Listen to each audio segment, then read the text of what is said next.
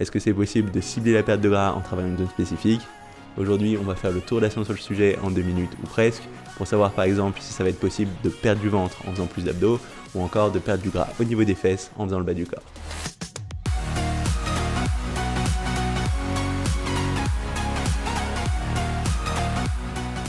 Salut, c'est Nico et bienvenue dans un nouvel épisode de ma mini-série 2 minutes science, dans laquelle je réponds à une question de la musculation en faisant le tour de la science sur le sujet 2 minutes ou presque.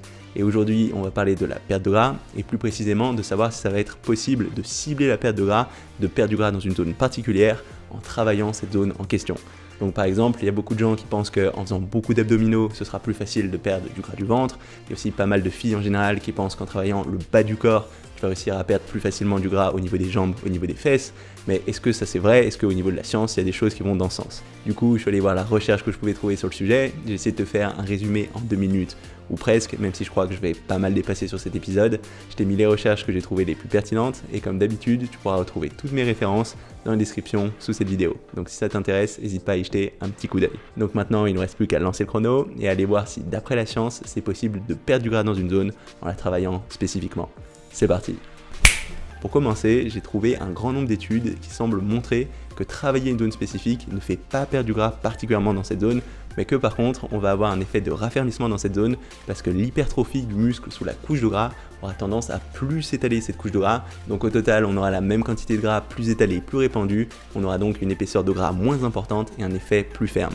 Et ça a été mis en avant dès 1979 par Krodkiewski et ses collègues qui ont suivi 10 femmes qui entraînaient seulement une jambe au leg extension pendant 5 semaines. Et naturellement, ils ont observé une prise de muscle seulement dans la jambe qui était travaillée. Mais ce qui est aussi intéressant, c'est qu'ils ont observé une diminution de l'épaisseur des tissus adipeux seulement dans la jambe qui était travaillée. Mais ils ont aussi observé qu'il n'y avait pas de diminution de la taille des cellules graisseuses dans la jambe qui avait été entraînée, ce qui les pousse à conclure que cette diminution de l'épaisseur des tissus adipeux était liée à cet effet d'étalement, au fait que cette prise de muscle de la jambe qui a été travaillée a entraîné un étalement d'une même couche de gras sur une surface plus grande et du coup il n'y aurait pas vraiment de perte de gras localisée. Et ça a été aussi mis en avant sur le haut du corps plus récemment en 2007 par Kostek et ses collègues qui ont suivi 104 pratiquants, 45 hommes, 59 femmes, qui réalisaient 2 entraînements bras par semaine, biceps et triceps, pendant 12 semaines avec un seul bras.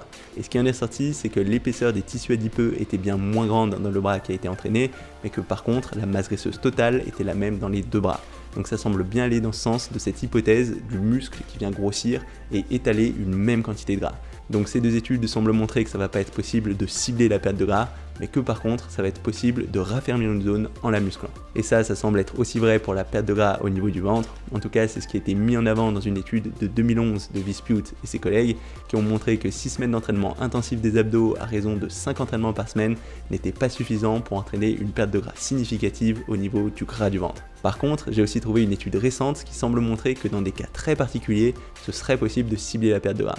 Et cette étude, elle date de 2017 par Scotto Di Palombo et ses collègues qui ont suivi 16 femmes qui réalisaient 3 entraînements de musculation pendant 8 semaines avec 2 groupes. Un groupe qui faisait une séance de musculation pour le haut du corps et qui enchaînait sur 30 minutes de vélo classique, puis un deuxième groupe qui faisait une séance de musculation cette fois sur le bas du corps et qui entraînait sur du vélo pour le haut du corps, du vélo pour les bras.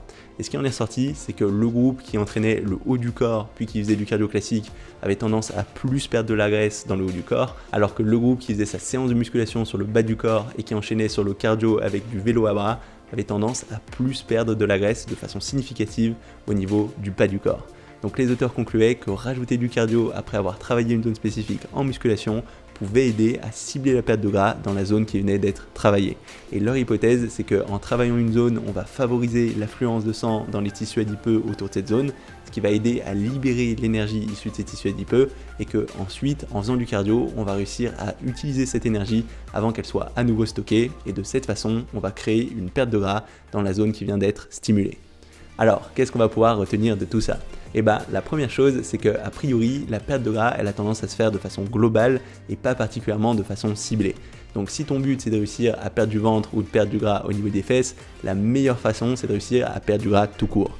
Et pour ça, il faudra que tu utilises les mêmes règles que pour n'importe quelle sèche, essayer d'être en déficit calorique au niveau de ton alimentation, essayer d'avoir un entraînement qui va te permettre de brûler beaucoup de calories. Donc par exemple, faire de gros exercices qui vont solliciter un grand nombre de fibres musculaires d'un seul coup, comme du squat, du soulevé de terre, ces choses-là. C'est de cette façon que tu vas perdre du gras de partout et que tu pourras perdre du gras dans la zone que tu veux cibler. Mais la science te montre aussi qu'en mettant l'accent sur l'entraînement d'une zone particulière, tu vas réussir à développer l'hypertrophie dans cette zone, à construire du muscle, et que ça va avoir tendance à étaler le gras, ce qui donnera un effet plus ferme, même si tu as la même quantité de gras.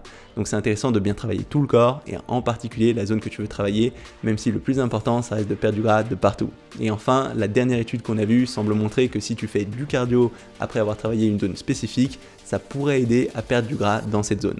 Mais moi j'aurais tendance à être prudent avec cette approche parce que tu as aussi beaucoup d'études qui te montrent que faire du cardio juste après ton entraînement, ça a tendance à ralentir ta progression, à limiter ta prise de muscle. Or, plus tu as de muscle, plus tu brûles de calories et plus c'est facile de perdre du gras. Donc de façon générale, j'aurais plus tendance à me concentrer sur un entraînement suffisamment intense pour perdre du gras de partout et à bien travailler tout l'ensemble du corps.